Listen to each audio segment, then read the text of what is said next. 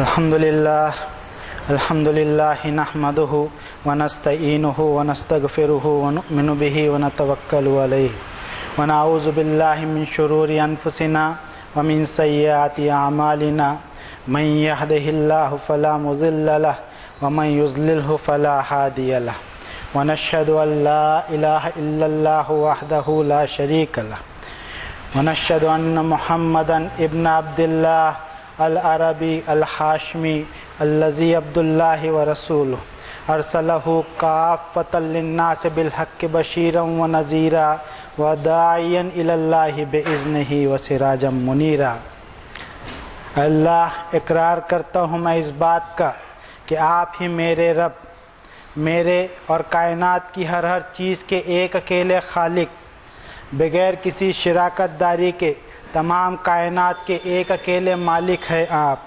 लिल्लाहि मुल्कुस समावाति वल अर्द, आप ही की सल्तनत और बादशाहत में है ये सातों आसमान और ज़मीन, और उनकी दरमियान की एक एक चीज़ पर आपको मुकम्मल इख्तियार और कुदरत। आप जिस चीज़ का इरादा कर लें वो होकर रहता है, यकीनन आपका इरादा ही आपका फ़ैसला हुआ करता है। बेशक आपकी बातें ज़माने और हालात के मुताबिक बदला नहीं करती, बल्कि वो अटल हुआ करती हैं। ना तो किसी में इतनी ताकत है कि आपके फ़ैसले को रोक सके और ना ही बदल सके। आपके लिए एक कुन कहना काफ़ी है, और अगर आप ना चाहें तो कायनात की सारी मखलूक मिलकर भी वो काम कर न सके।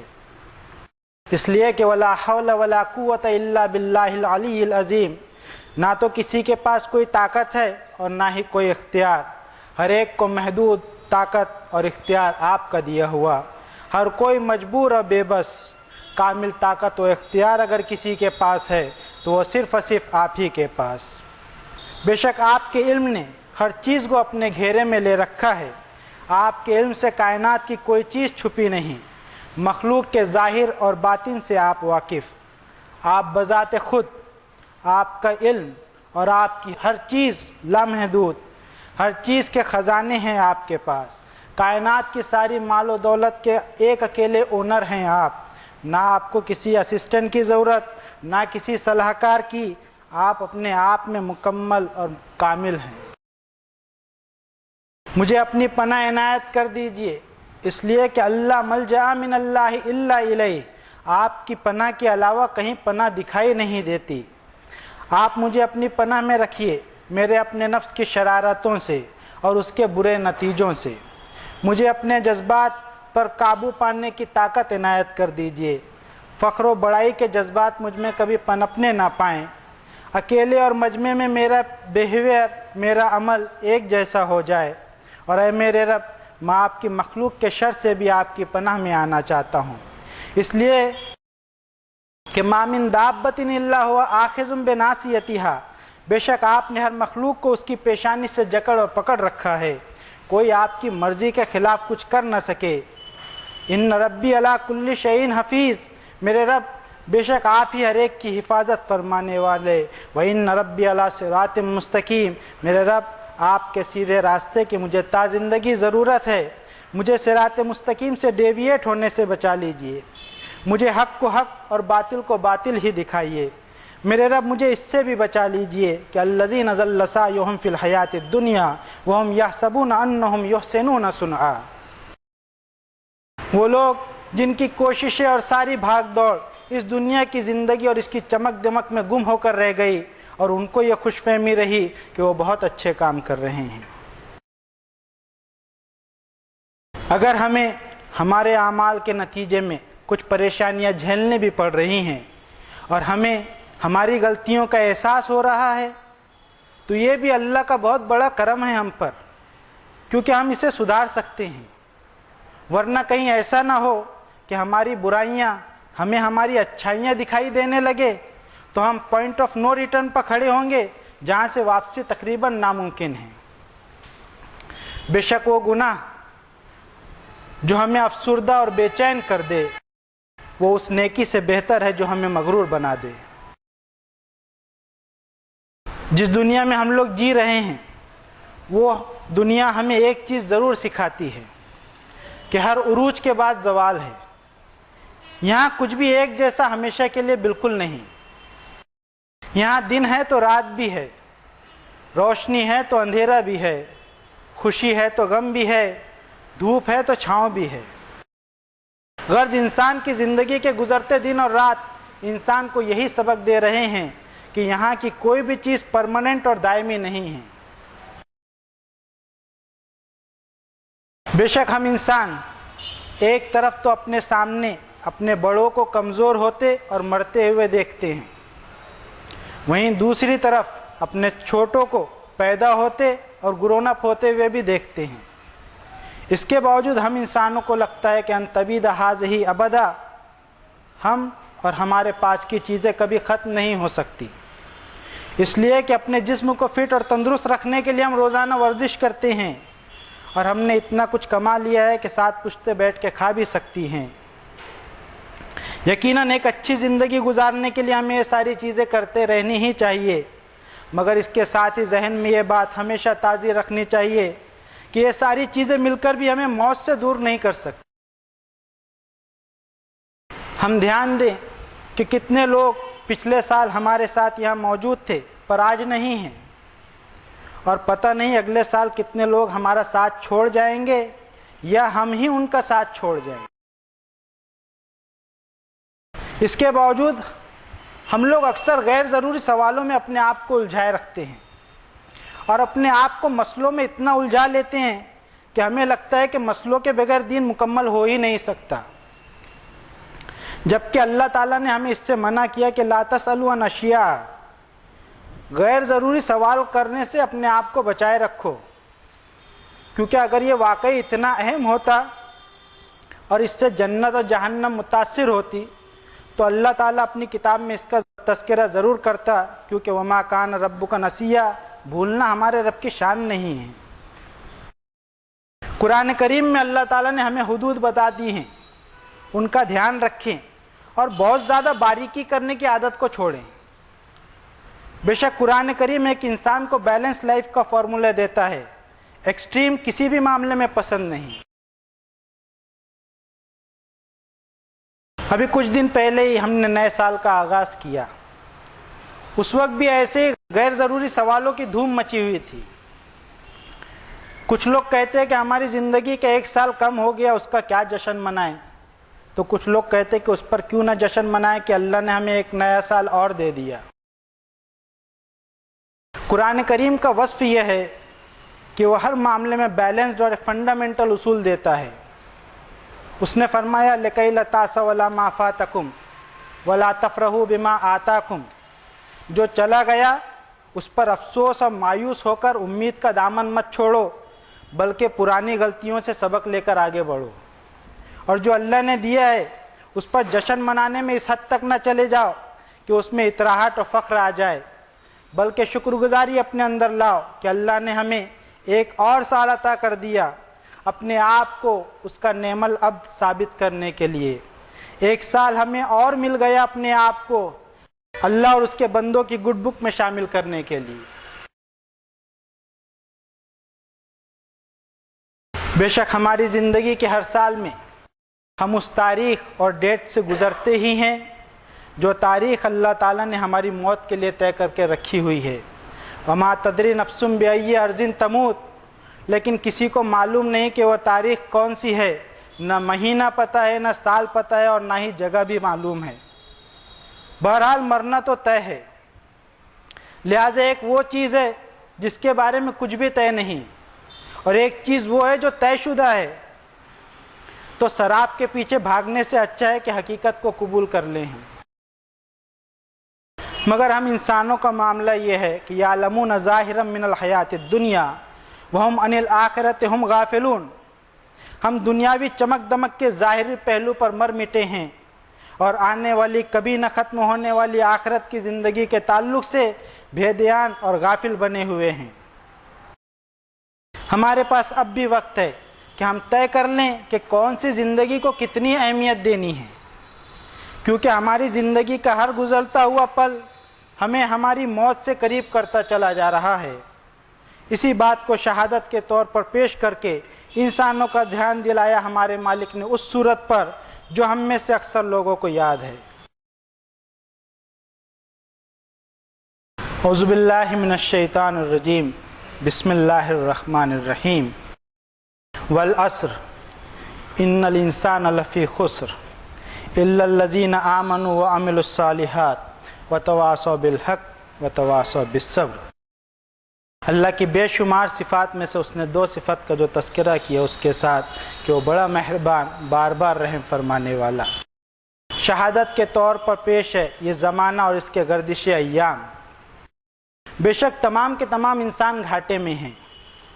इस घाटे से बचेंगे वो लोग जो ईमान वाले होकर अमल सालेह करते रहे होंगे और रिकमेंड और प्रमोट करते रहते होंगे हक़ को, और रिकमेंड और प्रमोट करते रहते हैं सब्र को।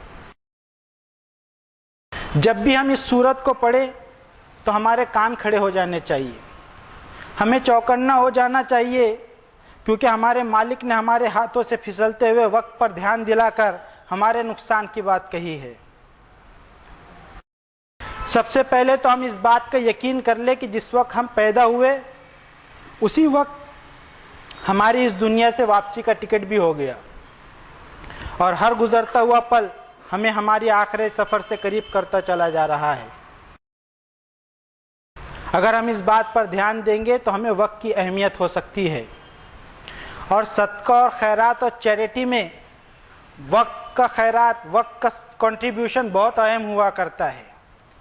क्योंकि दूसरी चीज़ें अगर हम किसी के साथ कंट्रीब्यूट और शेयर भी करते हैं तो हम उसे दोबारा वापस हासिल कर सकते हैं, लेकिन अगर हम किसी को अपना वक्त देते हैं तो यह हमारी ज़िंदगी के सबसे अहम सरमाया हम उसे दे रहे हैं, जो कभी वापस लौट कर आने वाला नहीं। यहीं से हमें वक्त की अहमियत का अंदाज़ा आएगा। इसके अलावा कुरान करीम में इबादत के ताल्लुक़ से बात आई है कि इन्नस सलात कानत अलल मुमिनीन किताबम मौकूता। गोया नमाज और इबादत को वक्त के साथ जोड़कर वक्त की अहमियत को उजागर किया गया है। फिर आखिर क्या वजह है कि हमारे समाज में वक्त की अहमियत दिखाई नहीं दे रही? हम किसी को वक्त दें और उस वक्त पर पहुँचे ना तो हम खुद सोचें कि हमने कितना बड़ा जुर्म किया है। कुरान करीम में वक्त का ध्यान रखने पर काफ़ी ज़ोर दिया गया है, और वो इस हद तक है कि किसी के घर अगर दावत भी दी जाए तो इतनी जल्दी भी मत चले जाओ कि गैर नाज़रीन इनाह, खाना पकने के इंतज़ार में बैठे रहो, और फ़ैज़ा तईम तुम फ़ंतशरू वला मुस्तानसीन ले हदीस, खाना खाने के बाद भी बातों में जी लगा कर मत बैठा करो। गोया कुरान करीम ये सबक देता है कि किसी भी चीज़ की इब्तिदा और ख़त्म का वक्त तय करना चाहिए। बेशक जिस तरह प्रोग्राम को वक्त पर शुरू करना ज़रूरी है तो उसे वक्त पर ख़त्म करना भी उतना ही ज़रूरी है, जिसकी तालीम हमें सूरह यूसुफ में मिलती है।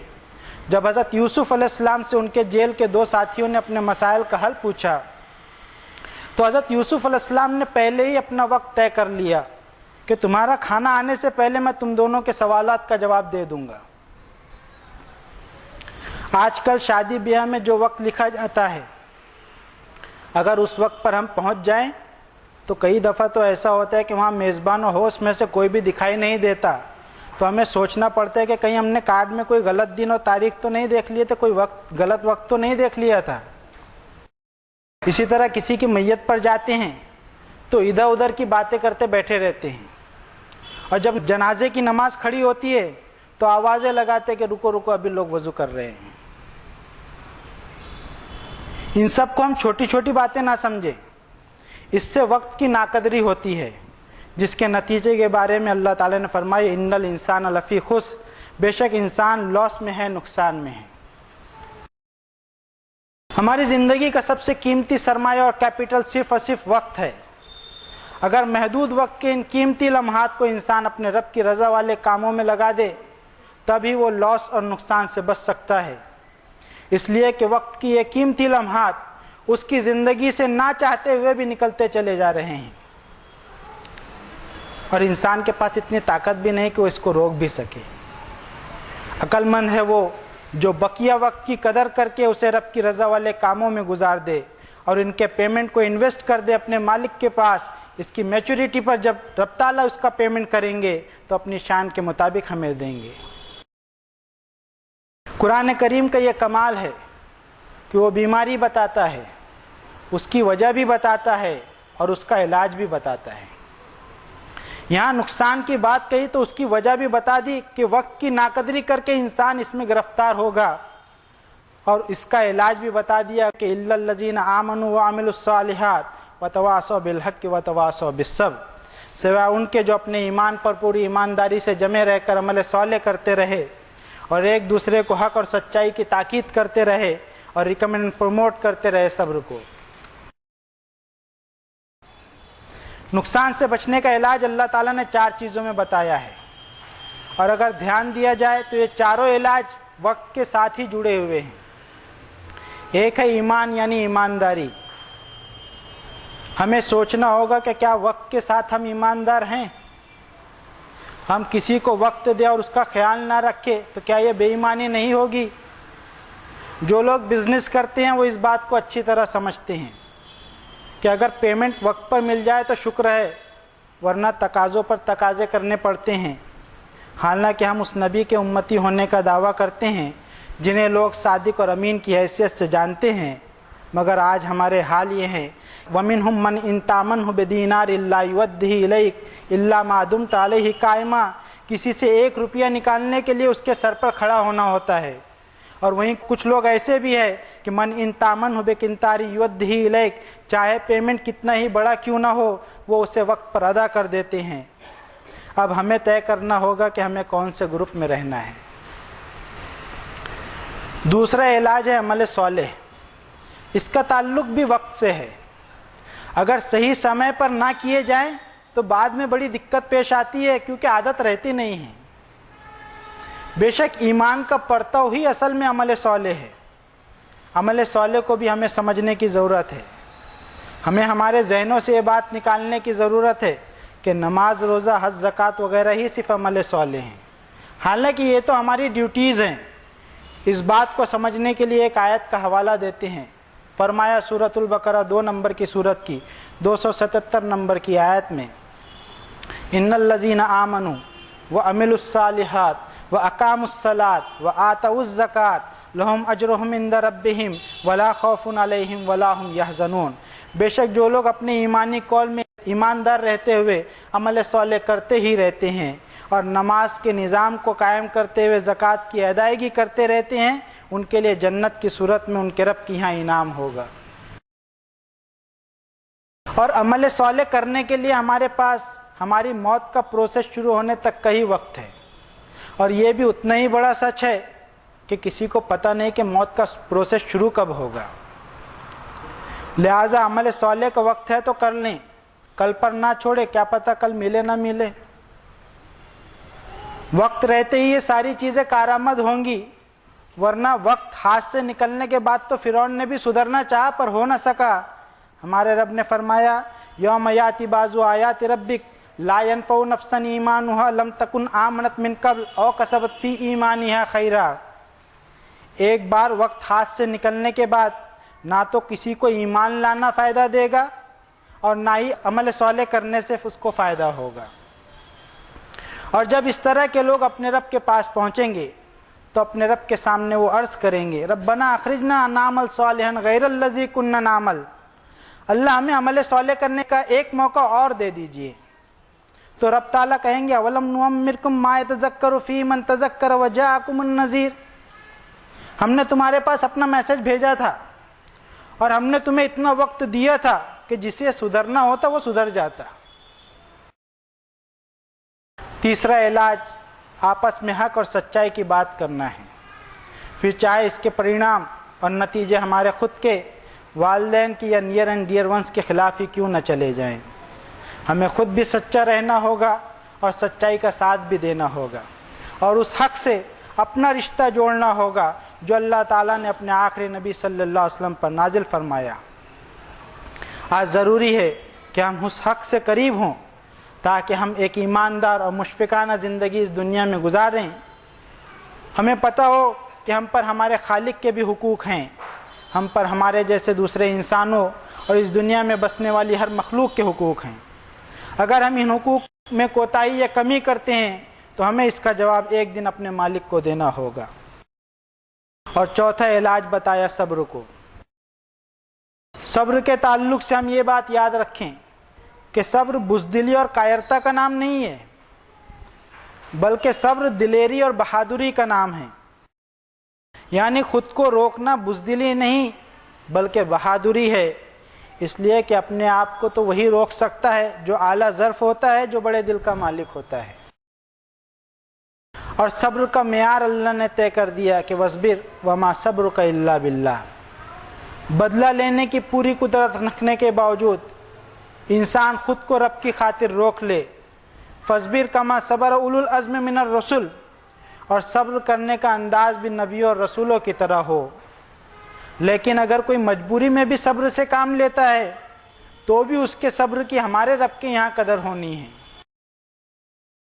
ہمارے لیے ضروری ہے کہ وقت کی قدر کرنا ہم سیکھیں، اپنے کبھی نہ واپس آنے والے وقت کو فضول کاموں میں برباد نہ کریں۔ ایسے کام کریں ہم جس سے ہمارا خود کا فائدہ ہو اور لوگوں کا بھی بھلا ہو۔ حق اور سچائی پر قائم رہیں ہم، صبر و شکر کے ساتھ اپنی زندگی گزاریں ہم، اور اپنے آپ کو اپنے رب کے حقیقی کلام کو پڑھ کر آج عمل کرنے کی شروعات کر دیں، کہیں بعد میں پڑھنے کا موقع نہ ملے اور لوگ اسے ہماری میت پر پڑھیں۔ بارک اللہ لنا ولکم فی القرآن العظیم ونفعنا وإیاکم بالآیات والذکر الحکیم انہ تعالی جواد کریم ملک بر رؤوف الرحیم۔ اقول قولی ھذا واستغفر اللہ لی ولکم ولسائر المؤمنین فاستغفروہ انہ ھو الغفور الرحیم۔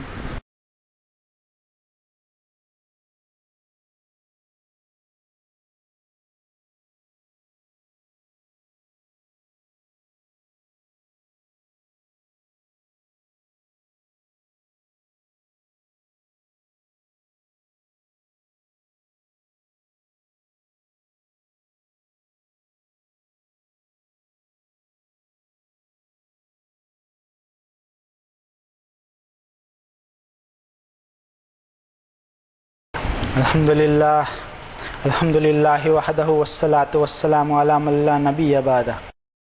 اما بعد فاعوذ باللہ من الشیطان الرجیم بسم اللہ الرحمن الرحیم۔ ان اللہ وملائکتہ یصلون علی النبی یا ایھا الذین آمنوا صلوا علیہ وسلموا تسلیما۔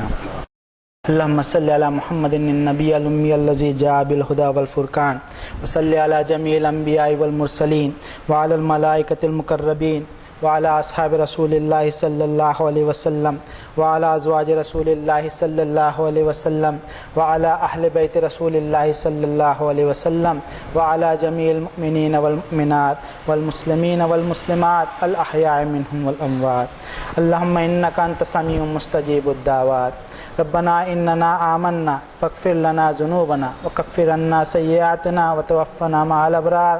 فاطر السماوات والارض انت ولی فی الدنیا والآخرہ، توفنی مسلما والحقنی بالصالحین۔ اللہم واحفظنا من کل بلاء الدنیا وعذاب الآخرہ۔ اللہم حین علینا سکرات الموت۔ اللہم حاسبنا حسابا یسیرا۔ ربنا اصرف عنا عذاب جہنم ان عذابها کان غراما انہا ساءت مستقرا ومقاما۔ ربنا آتنا من لدنک رحمہ وہیئ لنا من امرنا رشدا۔ رب اوزعنی ان اشکر نعمتک التی انعمت علی وعلی والدی وان اعمل صالحا ترضاہ وادخلنی برحمتک فی عبادک الصالحین۔ ربنا تقبل منا انک انت السمیع العلیم وتب علینا انک انت التواب الرحیم برحمتک یا ارحم الراحمین۔ عباد اللہ اتقوا اللہ رحمنی ورحمکم اللہ۔ ان اللہ یأمر بالعدل والإحسان وإیتاء ذی القربى وینہی عن الفحشاء والمنکر والبغی یعظکم لعلکم تذکرون۔ واذکروا اللہ العلی العظیم یذکرکم ولذکر اللہ اکبر واللہ یعلم ما تصنعون۔